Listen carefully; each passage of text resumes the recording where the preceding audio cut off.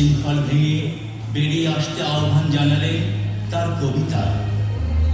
স্বর্ণরৌপ্য অলঙ্কারের যক্ষ পুরীতে নারী করিল তোমায় বন্দিনী, বলো কোন সে অত্যাচারী?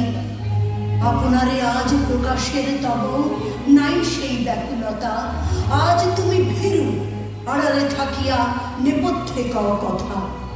চোখে চোখে আজ চাহিতে পারো না, হাতে রুলি পায়ে মন, মাথার ঘোমটা ছিঁড়ে ফেলো নারী, ভেঙে ফেলো শিকল। যে ঘোমটা তোমা করিয়াছে ভীরু, ওরাও শিয়াবরণ, দূর করে দাও দাসীর চিহ্ন, যেথা যত আভরণ।